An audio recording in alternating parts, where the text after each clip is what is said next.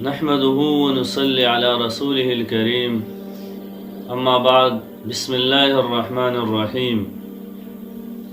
حضرت معن بن یزید رضی اللہ تعالیٰ عنہ سے روایت ہے، وہ فرماتے ہیں کان ابی یزید اخرج دنانیر یتصدق بها، میرے والد یزید نے کچھ دنانیر صدقے کی نیت سے نکالے، فوضعها عند رجل فی المسجد، تو وہ دنانیر اس نے مسجد میں ایک آدمی کے پاس رکھ دیے تاکہ وہ صدقہ کرے۔ فاخذتها فاتیته بها، وہ دنانیر میں اپنے والد کے پاس لے آیا، فقال واللہ ما ایاک اردت، تو اس نے کہا اللہ کی قسم میں نے تمہارا ارادہ نہیں کیا تھا۔ فخاصمته الى رسول اللہ صلی اللہ علیہ وسلم، وہ جھگڑا ہم رسول اللہ صلی اللہ علیہ وسلم کے پاس لے گئے۔ فقال لک ما نویت یا یزید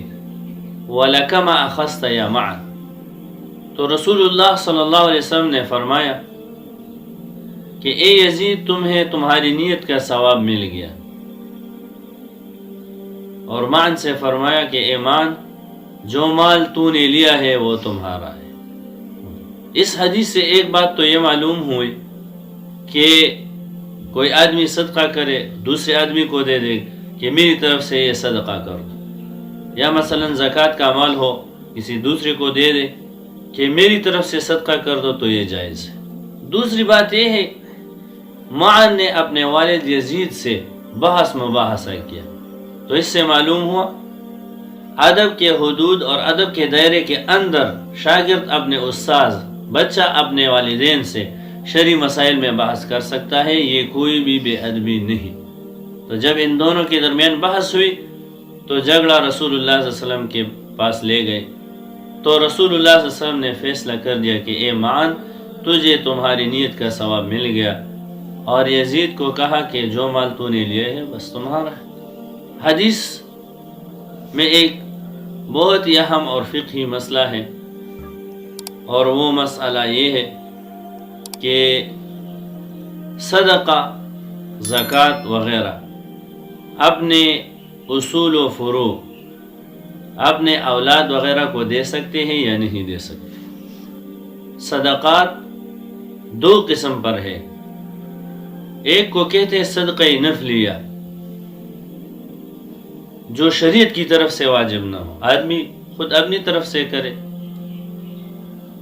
اور دوسری کو کہتے ہیں صدقہ واجبہ۔ صدقہ واجبہ زکوٰۃ وغیرہ کو کہتے ہیں۔ تو قاعدہ یہ ہے کہ صدقات نفلیہ ہر کسی کو دے سکتے ہیں، اس لیے علماء نے اس حدیث میں صدقہ نفلیہ کی قید لگائی ہے۔ بہتر یہی ہے کہ آدمی اپنے رشتہ داروں کو دے دے، جس طرح کہ حدیث میں آتا ہے، حدیث عمرو بن جموح رضی اللہ تعالیٰ عنہ میں، کہ عمرو بن جموح رضی اللہ تعالیٰ عنہ رسول اللہ صلی اللہ علیہ وسلم کے پاس آئے اور کہا اے اللہ کے رسول ہم کیا خرچ کریں اور ہم کس پر خرچ کریں؟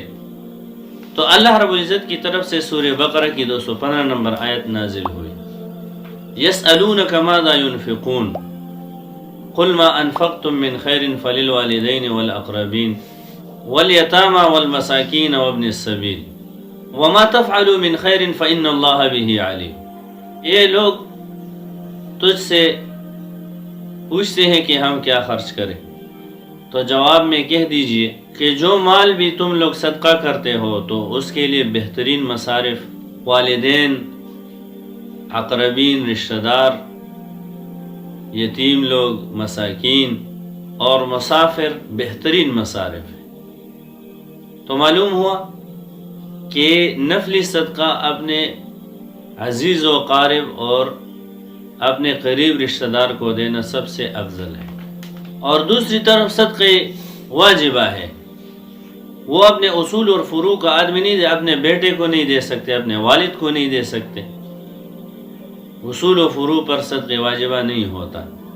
اور حدیث میں بھی صدقہ نافلہ مراد ہے، واجبہ مراد نہیں ہے۔ جس طرح کہ رد المحتار باب المصرف میں مذکور ہے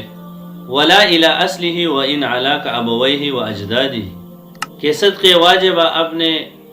تمام اصول کو نہیں دے سکتے. اصول و ان علا سے اصل الاصل مراد ہے.